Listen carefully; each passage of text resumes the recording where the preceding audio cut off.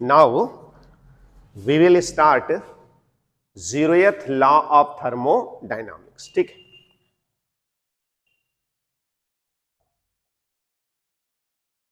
Zeroth law of thermodynamics. Heading बना लो सब लोग. राइट, ये भी मोस्ट इंपॉर्टेंट क्वेश्चंस है.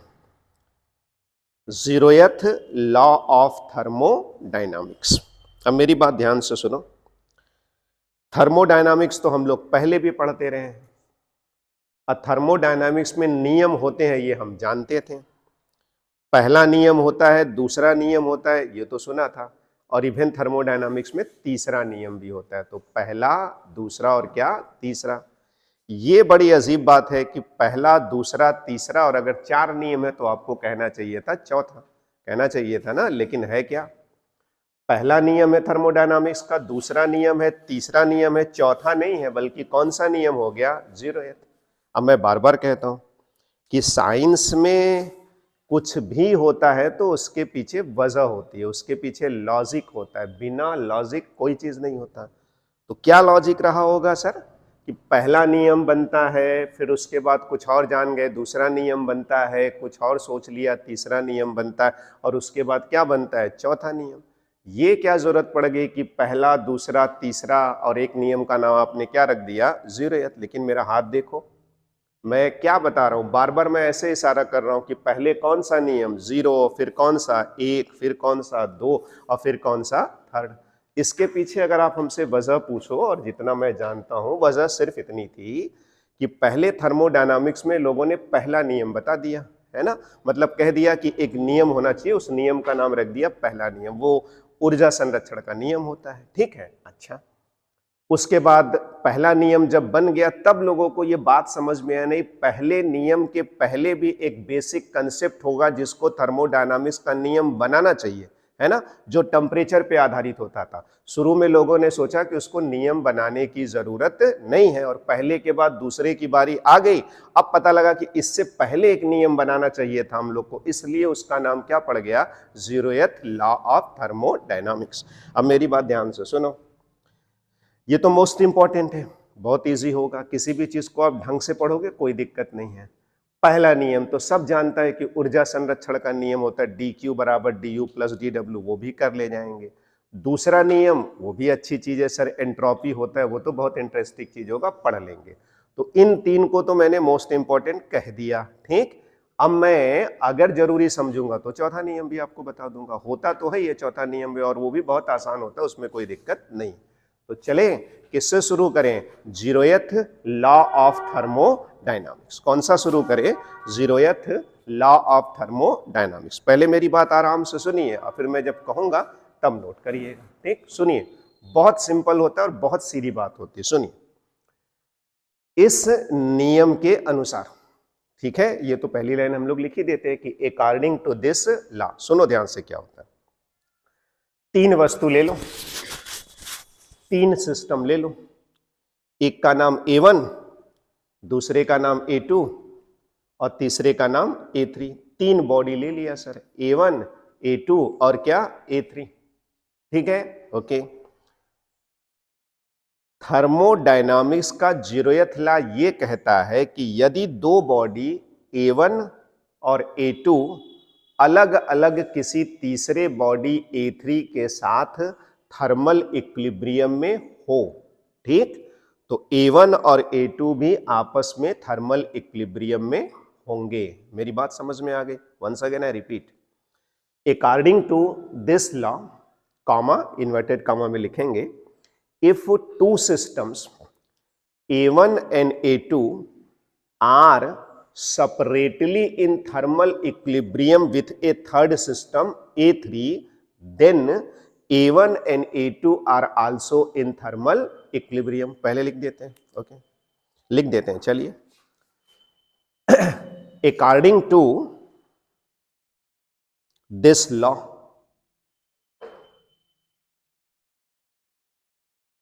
कॉमा,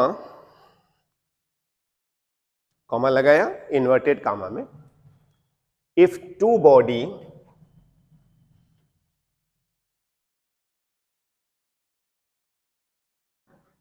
A1,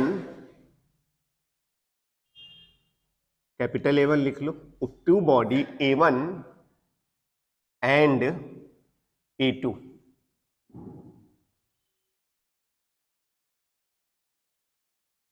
ARER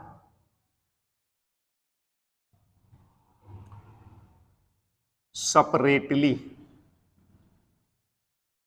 सेपरेट समझते हो ना, SEPARATE, are separately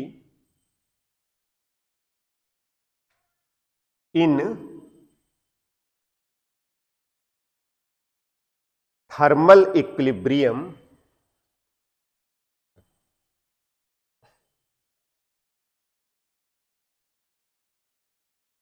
with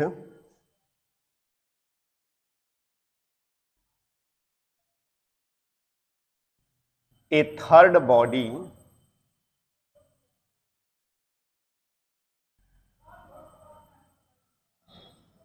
with a third body A3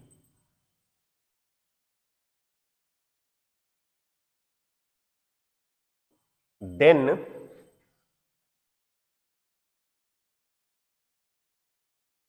A1 and A2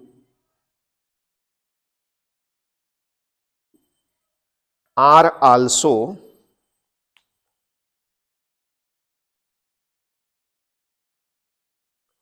in thermal equilibrium,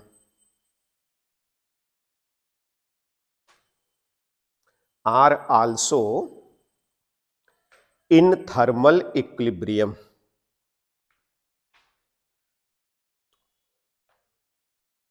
हो गया, इन्वर्टेड कामा बंद करो, फुल स्टॉप लगा दो, ठीक है। अब फिर से मेरी बात समझो, समझो तो फिर एक बार दोबारा बोलना। ये बताओ, दो बॉडी है ना जी, A1 और क्या A2, ये दोनों एक दूसरे के साथ थर्मल इक्विलिब्रियम में है, तो इसका क्या मतलब हुआ सर, इसका और इसका टेम्परेचर बराबर, हीट ना इसमें से इसमें जाएगा और ना ही इसमें से इसमें, यही तो थर्मल इक्विलिब्रियम का मतलब होता है। तो जीरोथ लॉ ऑफ थर्मोडायनामिक्स क्या कहता है, यदि दो बॉडी A1 और A2 अलग अलग किसी तीसरे बॉडी A3 के साथ थर्मल इक्विलिब्रियम में हो, तो A1 और A2 भी आपस में थर्मल इक्विलिब्रियम में होंगे। बस यही है जीरोथ लॉ ऑफ थर्मोडायनामिक्स। कैसे सर, देखिए ये बॉडी है ना, पहले A1 और A3 को टच करा दीजिए, तो ये थर्मल इक्विलिब्रियम में होगा, तो इसका क्या मतलब हुआ, दोनों का टेम्परेचर क्या हो गया, बराबर। ठीक है सर, चलिए इसकी बारी। अब A2 और A3 को टच करा दीजिए, तो ये दोनों थर्मल इक्विलिब्रियम में हो गया, तो इसका टेम्परेचर क्या हो गया, बराबर। ठीक है, तो अब आप बताइए, इसको आपस में टच कराएंगे तो भी इन दोनों का टेम्परेचर क्या हो जाएगा, बराबर। तो यही ना कह रहा है तीसरा नियम, कि यदि दो बॉडी A1 और A2 अलग अलग किसी तीसरे बॉडी A3 के साथ थर्मल इक्विलिब्रियम में हो, तो A1 और A2 भी थर्मल इक्विलिब्रियम में होंगे। ये फिगर बना लो दो।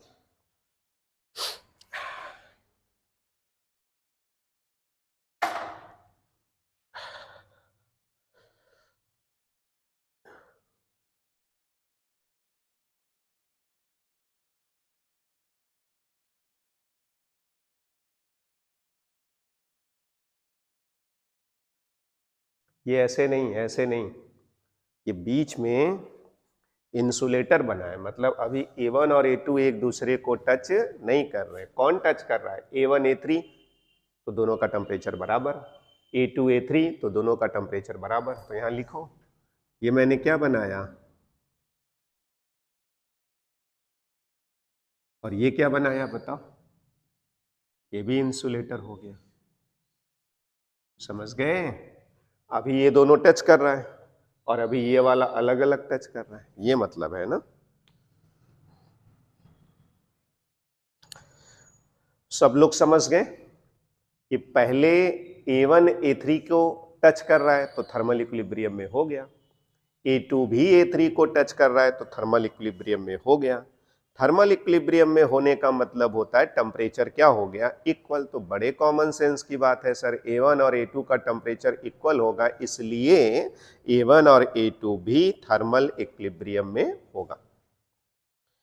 तो चलें, somebody ask me what about zeroth law of thermodynamics?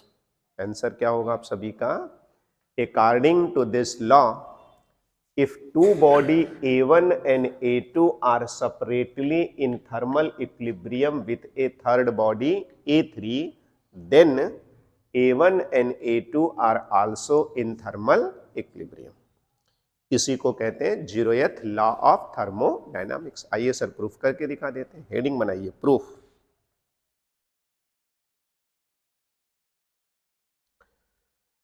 बना लिया, ठीक है सर। ऐसा करते हैं, तीन बॉडी ले लेते हैं, A1, A2 और क्या A3। अब मान लेते हैं कि तीनों का टेम्परेचर है θ1, टेम्परेचर को थीटा से भी दिखाते हैं, θ2 और क्या θ3। चलिए लिखते हैं, कंसीडर थ्री बॉडी, बॉडी भी कह सकते हो सिस्टम भी कह सकते हो, एक बार जरा सिस्टम भी लिख देते हैं। तो कंसीडर थ्री बॉडी, BODY लिखो, और ऑब्लिक करके एक बार सिस्टम भी लिख दो, SYSTEM। सिस्टम भी सही है, बॉडी भी सही है, उसमें कोई दिक्कत नहीं। क्या लिखा, कंसीडर थ्री बॉडी, क्या नाम रख रहे हो जी, A1, A2 एंड A3। हो गया, consider three body A1, A2 and A3 with their temperature, THEIR, उनका टेम्परेचर बताओ, विथ दियर टेम्परेचर कितना कितना सी, θ1, θ2 एंड θ3।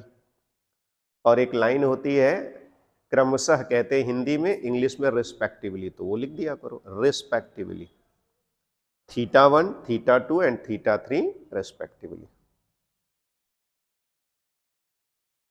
ठीक, अब जरा बताना, अब जरा बताना, बहुत सिंपल बात है, बहुत ही सिंपल बात है। सी,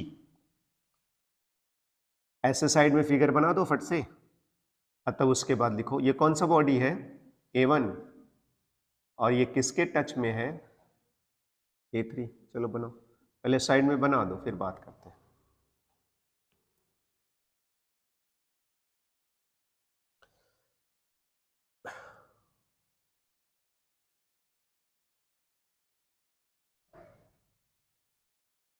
ठीक है, बताओ, यदि A1 और A3 एक दूसरे के साथ थर्मल इक्विलिब्रियम में हैं, तो इसका क्या मतलब हुआ, θ1 बराबर θ3। तो लिखो, if A1 and A3 are in thermal equilibrium,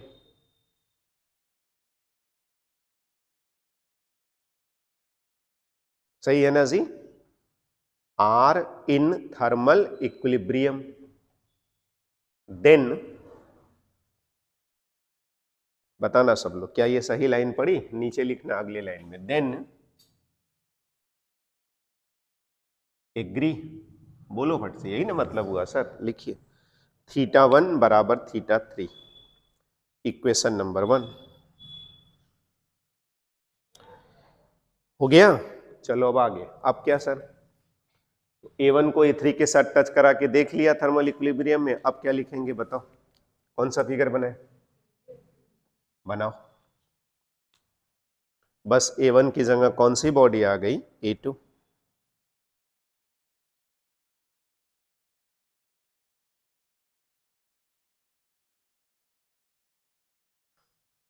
चलो जी उन्नति बोल दो,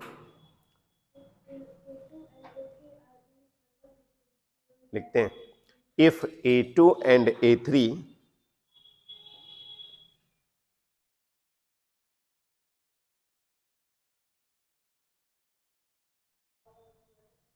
are in thermal equilibrium,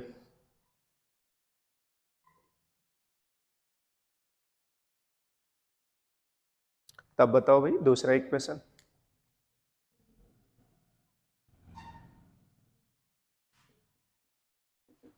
agree है ना? ओके, यही ना आपने कहा था कि दो बॉडी है A2 और क्या A1, और वो अलग अलग किसी तीसरे बॉडी A3 के साथ थर्मल इक्विलिब्रियम में है। तो अब देख लो, खुद ही देख लो, खुद ही देख लो। θ1 बराबर भी θ3 और θ2 बराबर भी θ3, तो θ1 बराबर क्या आ गया? θ2, और अगर A1 A2 का टेम्परेचर बराबर आ गया तो A1 A2 भी थर्मल इक्विलिब्रियम में होगा। यही ना मतलब हुआ? ठीक, लिखो। From equation 1 and 2, from equation 1 and 2 we get, लिख दो, θ1 बराबर θ2, लिख के घेर दो। क्या मतलब हुआ? θ1 बराबर θ2 हो गया, इसका मतलब हुआ कि A1 और A2 भी थर्मल इक्विलिब्रियम में होंगे। लिखो, इट मीन्स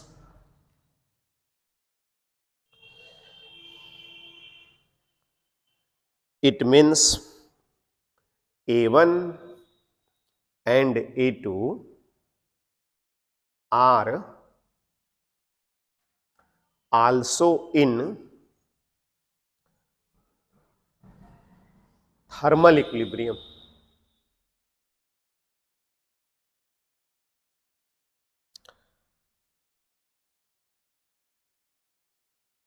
बोलो, यही था ना जीरोथ लॉ?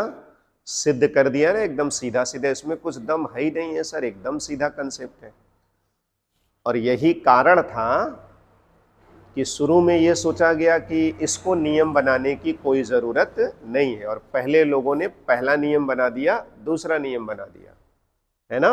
तब मजबूरी होगी कि नहीं नहीं, इसको भी एक नियम बनाया जाना चाहिए, तब इसलिए उसका नाम क्या रखना पड़ा? Zeroth law of thermodynamics. लिख दो, this is zeroth law of thermodynamics. हो गया? एक और बात सर, कायदे में आप देखिए तो θ1 बराबर θ2 बराबर θ3, तो जरा इसको लिख दो तो क्लियरली, CLEARLY स्पष्ट है, वो आप देख ही रहे हो, क्लियरली लिख के घेरो, θ1 बराबर θ2 बराबर θ3। हो गया? इसका मतलब सर, इसका मतलब ये कि अगर मान लीजिए आप कई सिस्टम न ले, 3 सिस्टम न ले, तो एक कॉमन बात ये हो जाएगी कि सभी जगह का टेम्परेचर क्या हो जाएगा? सेम। तो वो लिख दो, all parts of the system have same temperature.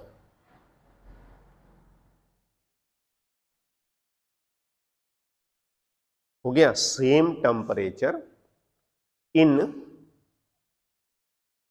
Thermal equilibrium, in thermal equilibrium. हो गया? अब आपसे क्वेश्चन ये पूछा जाता है कि जीरोथ लॉ ऑफ थर्मोडायनामिक्स लिखिए और कंसेप्ट ऑफ टेम्परेचर बताइए कि टेम्परेचर का क्या कंसेप्ट है, ये जोड़ के पूछा जाता है। तो हेडिंग बना दो, concept of temperature, concept of temperature.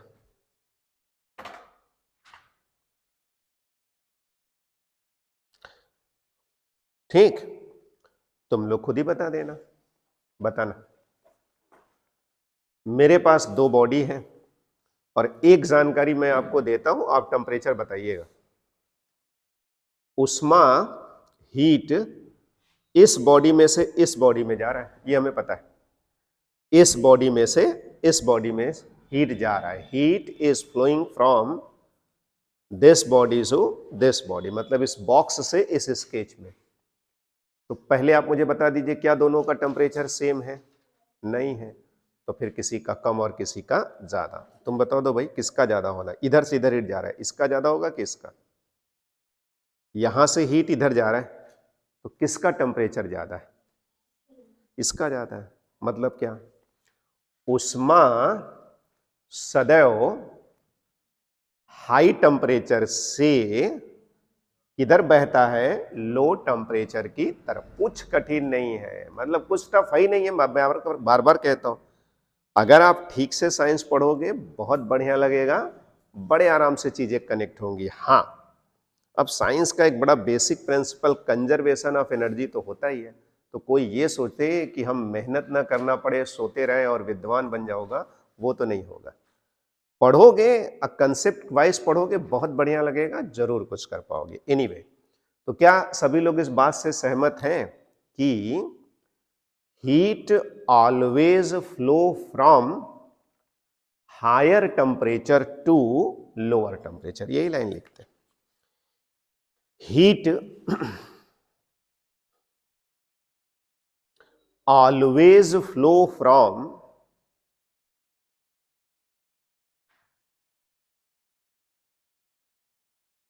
चाय अक्सर मेरे हाथ में रहता है जब मैं मॉर्निंग में रहता हूं। चाय गर्म होता है, ठंडा क्यों हो जाता है? क्योंकि चाय का टेम्परेचर बहुत ज़्यादा होता है, बाहर का टेम्परेचर उससे कम होता है। चाय में से हीट निकल के कहाँ चली जाती है? बाहर। चाय क्या हो जाता है? ठंड। Anyway, heat always flow from किधर से किधर जी? Higher temperature to TO2 lower temperature. तो अपनी बात को जरा पिक्टोरियल वे में कह दिया जाए, ऐसे बताओ जरा, ठीक रहता है?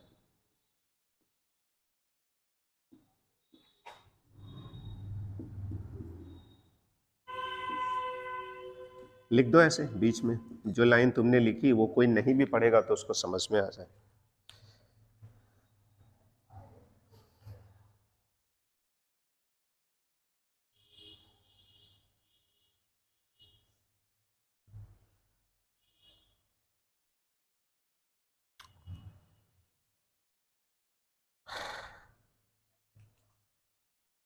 है ना? अच्छा, आप मुझे बताना तो, दो बॉडी आपस में टच करे एक दूसरे को और हीट फ्लो ना करे, ये कब संभव है?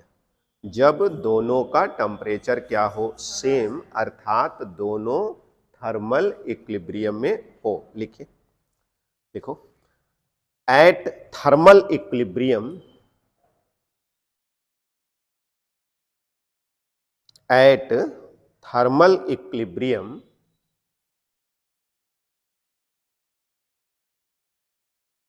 No heat flow. सही है ना जी? ठीक है, कॉमा करके लिखो, आल्सो लिख के घेर दो, कैपिटल टी बराबर कांस्टेंट। टेम्परेचर कांस्टेंट हो जाता है सर, यही ना? घेर दो टी बराबर कांस्टेंट। हो गया? तो अब आप मुझे बताना, ये जो थर्मल इक्विलिब्रियम वाली बात है वो कौन सा नियम बताता है थर्मोडायनामिक्स का? जीरोथ लॉ, है ना? इसलिए हम ये कह सकते हैं कि टेम्परेचर का कंसेप्ट कहां से उत्पन्न हुआ या कहां से जाना गया? तो जीरोथ लॉ ऑफ थर्मोडायनामिक्स में। अंतिम लाइन लिखो, 10 zeroth law of thermodynamics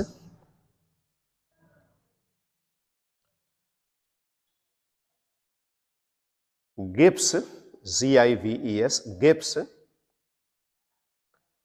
concept of temperature, gives concept of temperature। Full stop कर लो। Okay, so we have completed two most important questions: thermodynamic equilibrium एक, zeroth law of thermodynamics and concept of temperature दो। अब जब मैं कहता हूं most important, it means most important, ठीक है। अब आगे, अब जो अगला मोस्ट इंपॉर्टेंट क्वेश्चन होगा वो कायदे में तो फर्स्ट लॉ ऑफ थर्मोडायनामिक्स है, जो सब जानता है कि फर्स्ट लॉ ऑफ थर्मोडायनामिक्स के अनुसार ऊर्जा को न तो उत्पन्न किया जा सकता है, न तो, माने कुल मिला के ऊर्जा संरक्षण के नियम को ही फर्स्ट लॉ ऑफ थर्मोडायनामिक्स कहते हैं। वो लिखेंगे सर। लेकिन अगर आप फर्स्ट लॉ ऑफ थर्मोडायनामिक्स ठीक से पढ़ना चाहते हैं, चीजें आगे करना चाहते हैं, तो कुछ चीजें आपको जाननी बहुत जरूरी है। तो जो जरूरी है वो तो मैं बताऊंगा ही, इसके अलावा जो लगे कि नहीं नोट्स पे रख लेना चाहिए वो भी रखेंगे, ठीक है। तो हम एक बड़े इंपॉर्टेंट कंसेप्ट की शुरुआत करते हैं, हेडिंग बनाते हैं, work done by thermodynamic system. Heading बना लो आप सभी, work done by thermodynamic system. बहुत इंपॉर्टेंट क्वेश्चन है। इंपॉर्टेंट क्वेश्चन नहीं, मतलब इसका यूज सबसे ज्यादा होता है। अब मान लो पूछ लिया तो लिख देना जैसे मैं बताऊंगा, work done by thermodynamic system. हो गया, ठीक। पहले सुनते है ना, और फिर जानते सब लोग हो, क्योंकि पहली बार थोड़ी थर्मोडायनामिक्स पढ़ रहे हैं, पीछे के क्लासेस में थर्मोडायनामिक्स पढ़ के आ रहे हैं, इसलिए आराम से सुनना। We are talking about work done by thermodynamic system. तो थर्मोडायनामिक सिस्टम सर मैं जानता हूं, पहले आपको थर्मोडायनामिक सिस्टम बता देता हूं। लीजिए, आप एक सिलेंडर लीजिए, सिलेंडर में क्या लगा होगा, पिस्टन, और इसके अंदर क्या भरा होगा, फिक्स्ड अमाउंट ऑफ गैस। अच्छा, गैस वैस होगा तो प्रेशर वेशर होगा ना, कितना प्रेशर है, P। ये सिलेंडर का एरिया ऑफ क्रॉस सेक्शन कितना है, A। और चलो शुरू में इसका वॉल्यूम कितना है, V for volume, I for initial, ठीक है सर। कौन है थर्मोडायनामिक सिस्टम, ये गैस। और क्या हेडिंग बनाया आपने, work done by thermodynamic system. Work done by thermodynamic system, ये गैस वर्क करेगा, ठीक है। लेकिन जब मैं आपको मैकेनिक्स बता रहा था तो मैं अक्सर कहता हूं कि work is always done by a force. जब हम कहते हैं कि वर्क मैंने किया, चलो ठीक है, कोई बुराई नहीं है, वर्क आपने किया, लेकिन साइंस के अनुसार और फिजिक्स के अनुसार वर्क आप नहीं करते। उसको सही बोलेंगे तो आप कहिए कि आपके द्वारा लगाए गए फोर्स के कारण वर्क हुआ, ऐसे। इसीलिए मैं अक्सर ये लाइन कहता हूं, work is always done by a force, ठीक है सर। अच्छा, फोर्स के कारण वर्क होता है, ओके, जब फोर्स होगा तब वर्क होगा, सोचेंगे थोड़ी देर बाद। अच्छा, कैसे निकालते हैं सर वर्क, बहुत सिंपल होता है, देखो ऐसे निकालते हैं। जैसे मान लो ये कोई बॉडी है, कितना फोर्स लगाया, F, कितना डिस्प्लेसमेंट हुआ, D, ये एंगल कितना है, थीटा। तो यही सब ना पढ़ा है तुम सभी ने, W F डॉट D बराबर क्या हो जाएगा, FD, और क्या, कॉस थीटा, निकाल लीजिए।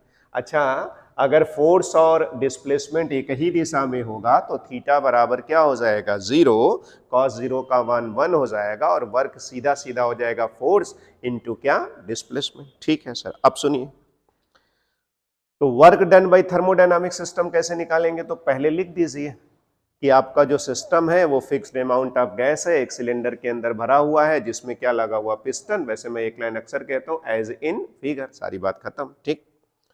अब ये बताइए, ये सिस्टम वर्क तब करेगा ना जब फोर्स लगाएगा। तो हाँ सर, फोर्स क्यों नहीं लगाएगा, गैस है ना, गैस का क्या है, प्रेशर है ना, प्रेशर है तो मतलब क्या है, फोर्स है।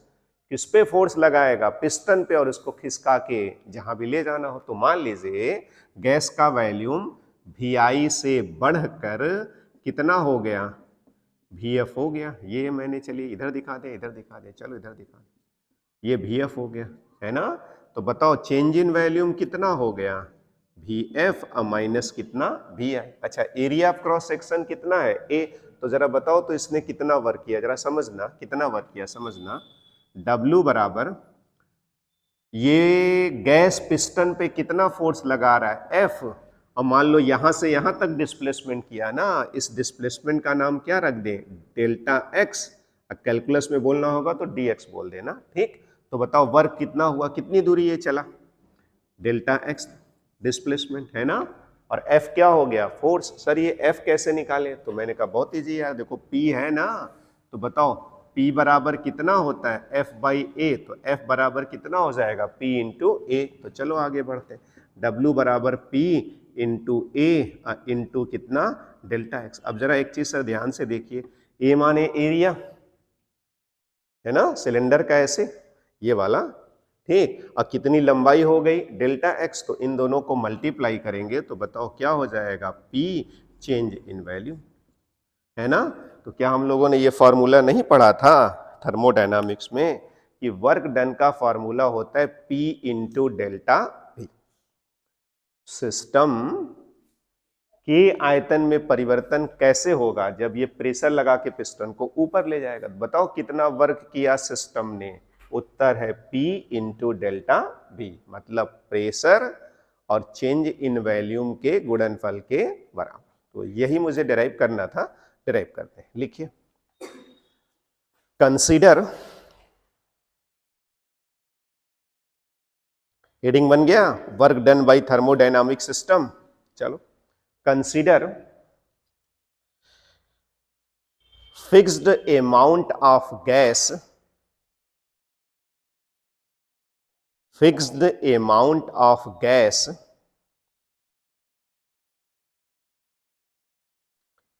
in a cylinder,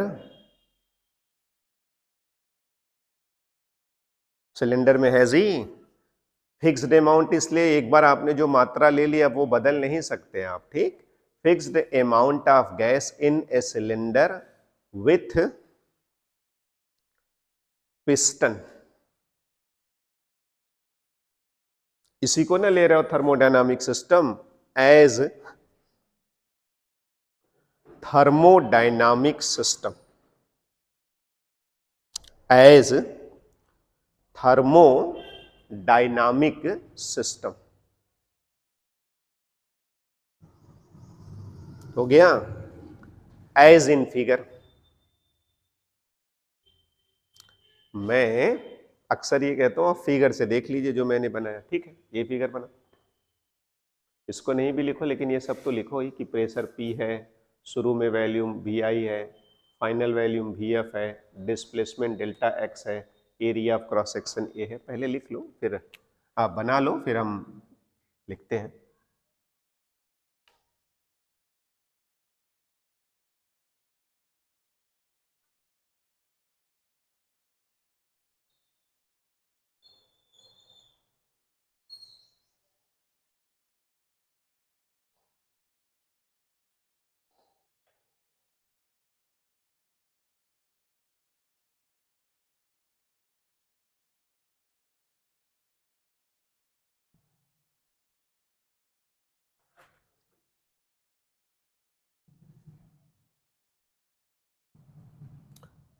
फॉर्मूला सभी ने देख लिया, W बराबर P डेल्टा भी, ये सर हम लोग पहले से भी जानते थे।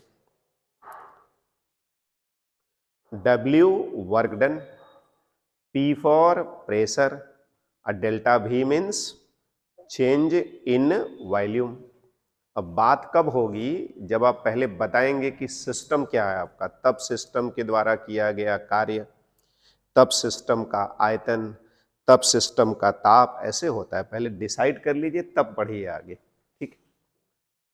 हो गया, ठीक। तो हमें इतनी ही बात अपनी कहनी है ना, ठीक। तो मैं इससे शुरू करता हूं कि यदि प्रेशर P हो और area of cross section A हो तो P बराबर F बाई A होता है। लिखो, if P is the pressure of the gas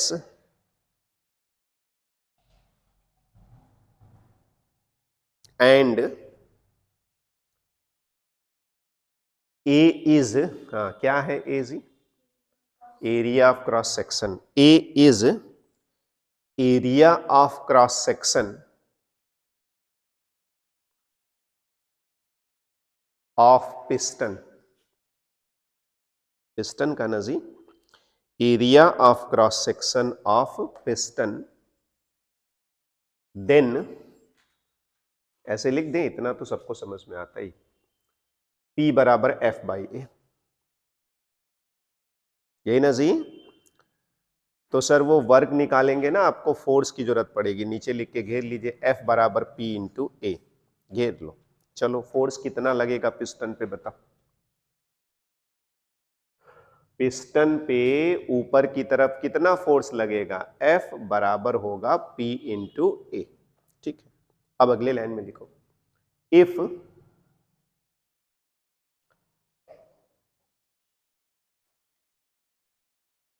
displacement of piston is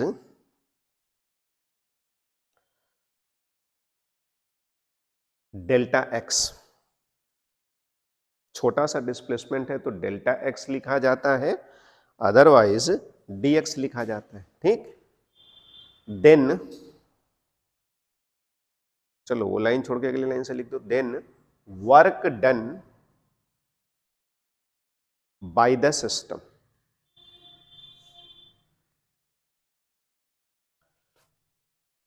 तो पहले मैं जरा फॉर्मूला लिख के फिर वर्क डन लिख दूं, तो आप लोग ऐसे लिखो, वर्क इक्वल टू, लिखो नीचे, वर्क इक्वल टू, इक्वल का साइन बना दो, फोर्स FORCE इंटू डिस्प्लेसमेंट, इसी का यूज करोगे ना जी। ठीक, लेकिन एक काम करो जरा, ठीक लगता है, वैसे तुम ऐसे भी लिख दोगे तो कोई दिक्कत नहीं है, जब छोटा सा डिस्प्लेसमेंट हो तो कहो कि सर थोड़ा सा कार्य भी होगा, तो तुम लोग ऐसे लिख दो तो और अच्छा लगे, ऐसे लिखो। चलो DW बराबर हो गया, DW मतलब स्मॉल हो गया, हम कुछ डेल्टा डब्ल्यू भी उसको लिख सकते हैं, DW लिखते हैं सर, DW बराबर F इंटू DX लिख देना, लिख दिया डेल्टा एक्स, कोई बात नहीं, बाद में उसको DX कर देना। चलो हो गया, अब बताओ F की जगह क्या रख दे, लिखो DW बराबर F की जगह क्या रख दे जी, P इंटू ए, पहले लिखो P इंटू ए इंटू DX तो रहेगा ही, या डेल्टा एक्स रहेगा ही रहेगा। अब बताओ किसको किसको साथ में मिला के दिखा दें आपको, ऐसे लिखो DW बराबर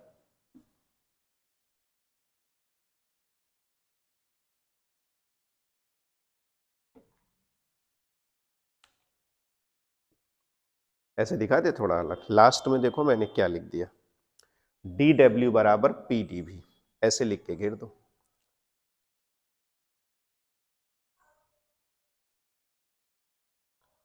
ठीक है, घेर लिया। सर एक काम और करिए, आप दोनों में बात किया करिए, लीजिए आपके लिए दोनों, ऐसे भी लिख लो, दोनों दिखता रहे, क्या दिक्कत है, ये लो। कैलकुलस की भाषा यूज करना चाहे कैलकुलस की भाषा यूज करें, घेर लो उसको भी।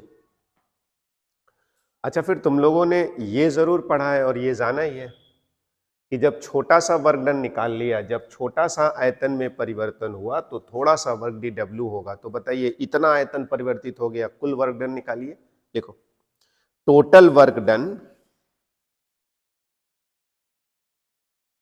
Total work done is given by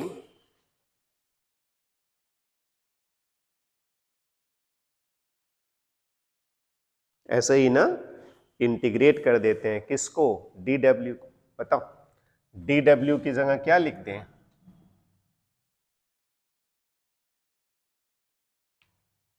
सही है ना जी। ठीक है, इंटीग्रेशन है तो मैं अक्सर कहता हूं कि जब इंटीग्रेशन है या जब डिफरेंशिएशन है तो बताइए किसके सापेक्ष, किसके सापेक्ष,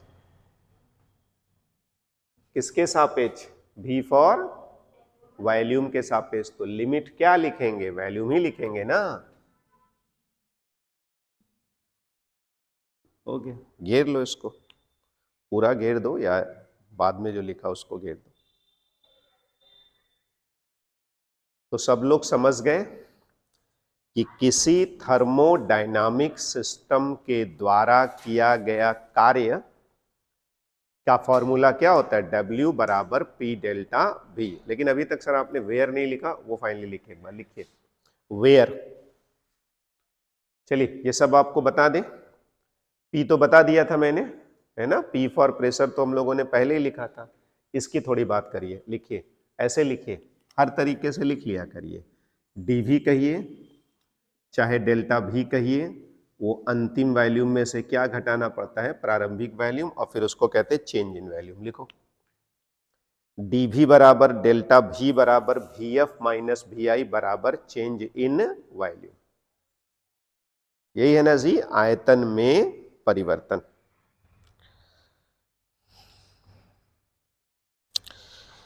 ये जो गैस है यही ना थर्मोडायनामिक सिस्टम है। तो बताओ थर्मोडायनामिक सिस्टम का आयतन बढ़ रहा है कि घट रहा है? सिस्टम का आयतन बढ़ रहा है कि घट रहा है, ये मैं पूछ रहा था। बताओ जी। बढ़ रहा है सर, वो तो कॉमन सेंस की बात है। देख लीजिए, पहले गैस का वैल्यूम इतना था और अब गैस का वैल्यूम इतना हो गया, है ना। अच्छा मैं पूछता हूं एक प्रश्न, जरा बताना तो। गैस के वैल्यूम से आप क्या समझते? My question is, what do you mean by volume of gas? Anybody बताओ भाई, कोई बताएगा गैस के आयतन से आप क्या समझते हैं? अरे यही कह दो कि सर गैस के आयतन को गैस का आयतन कहते हैं। बिल्कुल, गैस जितना स्थान घेरता है उसको कहते हैं गैस का आयतन। अच्छा, कोई भी चीज जितना स्थान घेरता है उसको उसका आयतन कहते हैं, है ना। कोई भी चीज जितना स्थान घेरता है उसी को उसका आयतन कहते हैं, ये तो हम भी जानते हैं। ठोस का आयतन किसे कहते हैं? What do you mean by volume of solid? फिर तुम कहोगे कि ठोस जितना स्थान घेरता है उसको ठोस का आयतन कहते हैं। तो is there any difference between volume of gas and volume of solid and volume of liquid? बताओ। सॉलिड, लिक्विड और गैस, ये तो हमें क्लास 6 में पढ़ाया जाता है और बड़ा बढ़िया पढ़ाया जाता है कि सॉलिड के ये प्रॉपर्टी होते हैं, लिक्विड के ये और गैस के ये। चलो एक अंतर मुझे बताओ सॉलिड, लिक्विड और गैस में। एक इसी को बोल रहे थे, एक एक आने बोले। हाँ बिल्कुल, गैस का आयतन निश्चित नहीं होता। ठीक है, रुकी रहो। सॉलिड का निश्चित होता है और लिक्विड का भी निश्चित होता है। और अभी अभी तुम कह रही थी कि गैस जितना स्थान घेरता है उसे गैस का आयतन कहते हैं। तुम कह रही हो गैस का आयतन निश्चित नहीं होता। तो हमें याद आ रहा है सर, आकार की बात भी होती है ना जी, है ना। तो गैस का आकार क्या होता है, निश्चित होता है? हाँ? नहीं होता है। ठीक है, अब लिक्विड पे आ जाओ। लिक्विड का आयतन निश्चित होता है, तुम बताओ। लिक्विड का वॉल्यूम फिक्स्ड होता है कि बदलता रहता है? बताओ भाई, तुम बताओ। लिक्विड का वॉल्यूम बदलता है? देखो ये बता रही है, बताए वजह। हम तो बार बार कहते हैं ना, साइंस में तो वजह बताया जाता है ना। बताओ बेटा, क्यों कह दिया?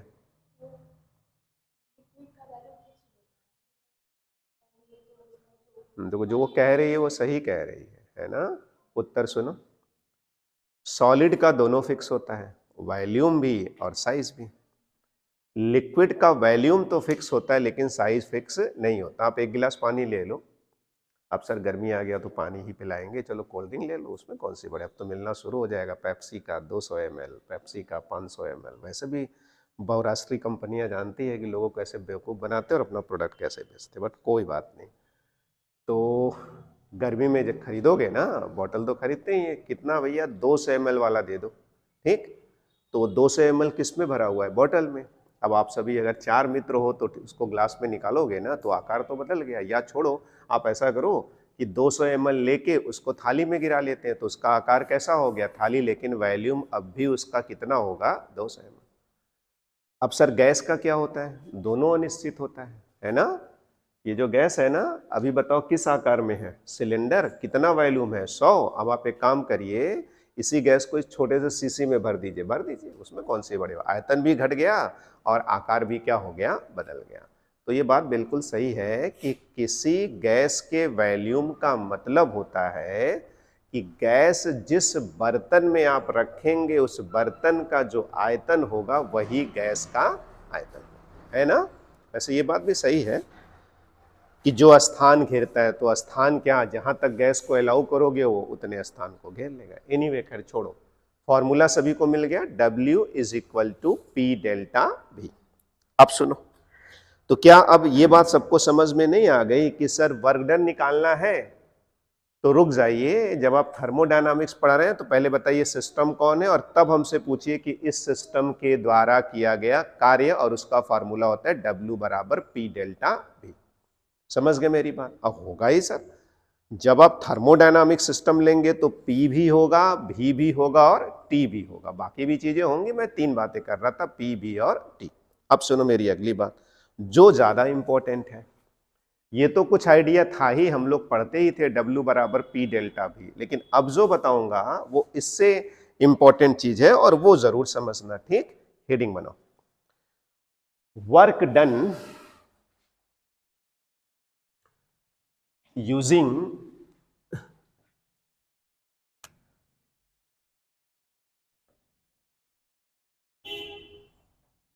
Indicator diagram. Work done using indicator diagram. हो गया? क्या हेडिंग बनाया? Work done using indicator diagram. फिर मैं वही कहूंगा कि सर जब आप कुछ भी बताइएगा तो पहले डिसाइड कर लीजिएगा सिस्टम क्या है, और उसी अनुसार नियम बनाइएगा, उसी अनुसार थ्योरी बनाइएगा, उसी अनुसार डिस्कशन करिएगा, ठीक है। तो सिस्टम तो सर मेरा हमेशा यही रहता है, ठीक। अब सुनिए सर, ये इंडिकेटर डायग्राम क्या होता है, ठीक। उत्तर सुनो, थर्मोडायनामिक सिस्टम के P और V के बीच में ग्राफ खींच दीजिए। किसके किसके बीच में? P और V के बीच में ग्राफ। तो वही जो P और V के बीच में ग्राफ या कहिए कर्व खींचा जाता है उसी को कहते हैं इंडिकेटर डायग्राम। लिखिए, एक ग्राफ, चाहे कर्व कर लो, ऑब्लिक करके कर्व भी कह सकते हो। एक ग्राफ ऑब्लिक करके क्या लिख दिया जी? कर्व। किसके किसके बीच बताओ? Between P, capital P। अब P से सब लोग प्रेशर तो जानते ही हो ना, चलो ठीक है। बिटवीन P एंड V, है ना, of A thermodynamic system, of A thermodynamic system, हो गया, इज कॉल्ड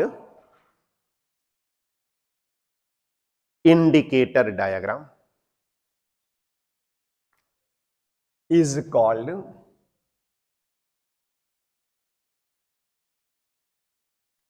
इंडिकेटर डायग्राम। बोलो भाई, चलो ये दोनों ग्राफ जरा खींचो और फिर उसके बाद आपके साथ डिस्कस करते हैं। V for volume, P for pressure, P for pressure, V for volume. Here volume, here pressure.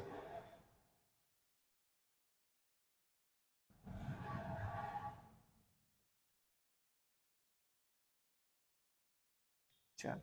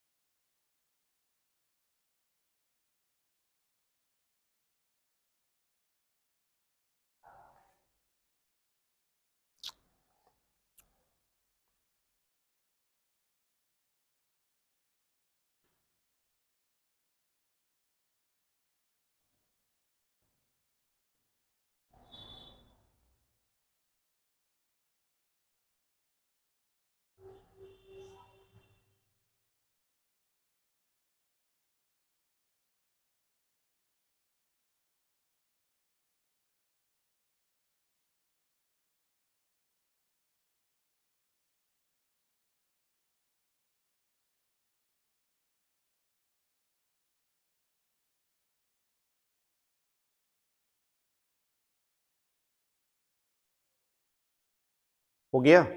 सुनो मेरी बात। somebody ask you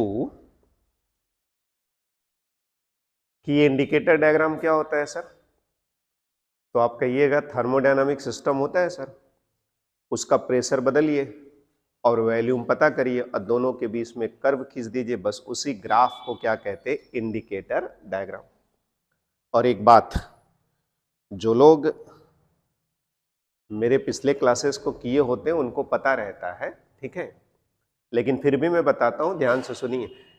आप अगर ग्राफ पढ़ना नहीं जानते कोई फायदा नहीं है, अब भागने से कोई बात नहीं बनती, तो समझिए बहुत आसान चीज होता है, बस समझने वाली बात होती है। सुनिए, ग्राफ में यही होगा ना सर, एक्स एक्सिस और क्या, वाई एक्सिस, और कोऑर्डिनेट एक्स वाई कैसे सोचते हैं और कैसे लिखते हैं मुझे पता है कि ओरिजिन पे खड़े हो जाइए, एक्स पे चलिए, वाई पे चलिए, बिंदु का निर्देशांक 3 4 लिख दीजिए, पता है ना। तो देखो ऐसे सीखो, नहीं सीखोगे कुछ नहीं कर पाओगे। सुनो, ये सर ये ग्राफ पढ़ के बताइए। तो ये चलिए, यही थर्मोडायनामिक सिस्टम है मान लीजिए, ठीक। इधर वॉल्यूम है, तो बताइए अभी वॉल्यूम कितना है, 0, तो प्रेशर भी कितना है, 0। वॉल्यूम बढ़ रहा है और इधर प्रेशर क्या हो रहा है, बढ़ रहा है। अब समझना मेरी बात। I फॉर इनिशियल, इनिशियल माने प्रारंभिक, और F फॉर फाइनल, फाइनल माने अंतिम, ठीक। जब गैस इनिशियल स्टेट में था तो आप हमसे पूछिए उसका प्रेशर कितना है, इतना प्रेशर है सर, है ना, और उसका वॉल्यूम कितना था, इतना, जिसका नाम मैंने दिया है VI। अब जरा देखिए, तो ये थर्मोडायनामिक प्रोसेस है, अभी लिखेंगे बाद में। गैस आई से किस स्टेट में पहुंच गया, एफ। अब स्टेट बदल गया तो कुछ ना कुछ तो सर चेंज किया होगा, पता करिए जरा क्या चेंज किया है। प्रेशर तो नहीं चेंज किया है ना, लेकिन वॉल्यूम VI से बढ़ के क्या हो गया, VF। तो मैं ऐसे पूछता हूं कि थर्मोडायनामिक स्टेट एक अवस्था में है, तो चलो भाई सब बता दो, P बता दो, V बता दो, T बता दो। अवस्था बदल गया तो ये बता दो क्या क्या बदल गया, ठीक है। तो बताओ, ये जो थर्मोडायनामिक प्रोसेस है, जो थर्मोडायनामिक सिस्टम के द्वारा किया जाता है, इस प्रोसेस में प्रेशर कांस्टेंट है ना। खैर, P और V के बीच जो ग्राफ खींचा, इसी को क्या कहते हैं, इंडिकेटर डायग्राम। अब जरा उस पर देखो, इसका बताइए सर, इनिशियल स्टेट I से कहां जा रहा है, फाइनल स्टेट F में, है ना। जरा बताओ तो, शुरू शुरू में गैस का प्रेशर PI, गैस का वॉल्यूम VI। मैं चाहूं तो ऐसे भी लिखूं, मैं चाहूं तो ऐसे भी लिखूं, वो कोई गलत थोड़ी है, तो ऐसे ही निर्देशांक लिखते हैं ना जी, PI VI लिख सकते हैं ना, ठीक। और यहां पे बताओ, प्रेशर घट गया, घट के कितना हो गया, PF, और वॉल्यूम कितना हो गया, VF, ठीक है सर। अच्छा बताओ, इनिशियल स्टेट I से गैस फाइनल स्टेट F में जा रहा है, वॉल्यूम बढ़ रहा है कि घट रहा है, बढ़ रहा है सर। शुरू में वॉल्यूम VI है और अब बढ़ के कितना हो गया, VF। यहां बताओ, I से F में जा रहा है, वॉल्यूम बढ़ रहा है कि घट रहा है, बढ़ रहा है सर। हाँ, उल्टा कहिए, इधर से इधर जाइएगा, कह दूंगा वॉल्यूम क्या हो रहा है, घट रहा है, ठीक। अब रुको, अब चलिए जरा बताइए, तो I से F में गया ना, जैसे ये अभी यहां पे है ना, तो प्रेशर कितना है, P, वॉल्यूम कितना है, VI। अभी मान लो प्रेशर नहीं बदला, लगभग वही है, तो प्रेशर अभी भी P है और वॉल्यूम बदल के कितना हो गया, VF। तो चेंज इन वॉल्यूम कितना हो गया, डेल्टा V। तो वर्क डन कितना होगा, P इंटू डेल्टा V। अब देखना, वही चीज मैं निकाल के दिखाता हूं इंडिकेटर डायग्राम से। सुनो कैसे निकालते हैं। वर्क डन तब होगा जब कोई प्रोसेस होगा, ठीक है। तो बताओ कौन सा प्रोसेस हुआ, I से F। देखो कैसे निकालते, पहले ध्यान से सुनना। आप पूछ लीजिएगा कि इनिशियल स्टेट कहां है, उस बिंदु पे खड़े हो जाइए। अब फाइनल स्टेट कहां है, उस बिंदु पे खड़े हो जाइए। इनिशियल से आयतन अक्ष वाले पे लंब गिरा दीजिएगा और फाइनल से भी आयतन अक्ष वाले पे लंब गिरा दीजिएगा। देखो गिरा दिया, I से परपेंडिकुलर वॉल्यूम एक्सिस पे और F से परपेंडिकुलर वॉल्यूम एक्सिस पे। तो सुनिए, I से F प्रोसेस में कितना वर्क डन होगा वो मैं आपको बताता हूं। यहां से आयतन अक्ष पे लंब गिरा लिया, यहां से वॉल्यूम एक्सिस पे लंब गिरा लिया, और ये जो एरिया होगा, बस यही एरिया वर्क डन के क्या होगा, बराबर। और ये एरिया निकालते हैं, तो सर ये तो रेक्टेंगल लग रहा है, बताइए लंबाई कितनी है ना, यहां से लेके यहां तक लंबाई कितनी है, P। अब बताइए चौड़ाई कितनी हुई, तो यहां से लेके यहां तक VF और यहां से लेके यहां तक VI, तो VF में से VI घटा देंगे तो ये लंबाई कितने के बराबर आ जाएगी, डेल्टा V। बोलो आ जाएगा ना। तो ये एरिया कितने के बराबर हुआ, P इंटू डेल्टा V। अब P इंटू डेल्टा V कितने के बराबर होता है, वर्क डन के बराबर। तो क्या मैं ऐसे कहूं कि सर अगर इंडिकेटर डायग्राम में किसी प्रोसेस में किया गया वर्क डन निकालना हो तो सुनिए कैसे निकाला जाता है। आप शुरुआत पूछ लीजिएगा, अब प्रोसेस होगा तो अंत पूछ लीजिएगा। इनिशियल और फाइनल स्टेट से परपेंडिकुलर ड्रॉ करिएगा, किस पे, वॉल्यूम एक्सिस पे, और जो घिरा हुआ क्षेत्रफल होगा वही वर्क डन का माप होगा, वही वर्क डन का मेजर होगा। क्षेत्रफल आपको बड़ा दिखेगा, कह दीजिएगा कार्य ज्यादा है, और क्षेत्रफल आपको छोटा दिखेगा तो कह दीजिएगा कार्य कम है, और अगर क्षेत्रफल बनेगा ही नहीं तो कह दीजिएगा कि वर्क डन क्या हो गया, 0 हो गया। ठीक है, तो बताओ इसमें वर्क डन किसके बराबर हो गया, इस एरिया के बराबर, और इसमें इस एरिया के बराबर।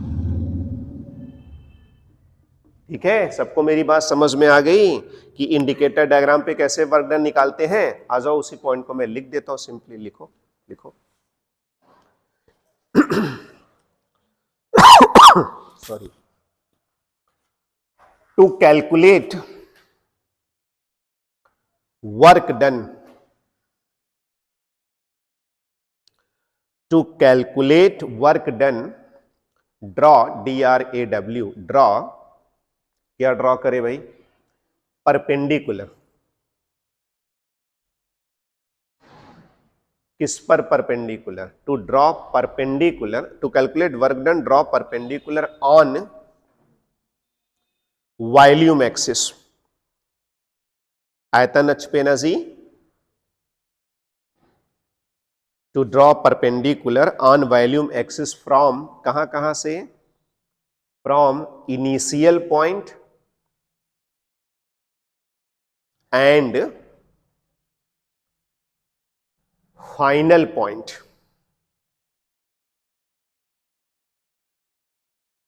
हो गया, देन एरिया इनक्लोज्ड, क्षेत्रफल घिरा ये पूरा, area enclosed between curve and volume axis is called, volume axis is equal to work done.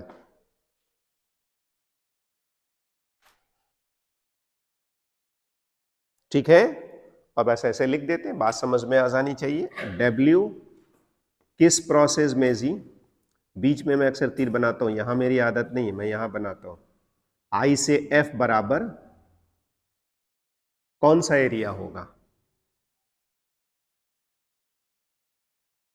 यही ना, तो मैं लिख रहा हूं I F VF VI और वापस आ गए कहां पे, I, बस इसी को लिख के घेर लो। ओके,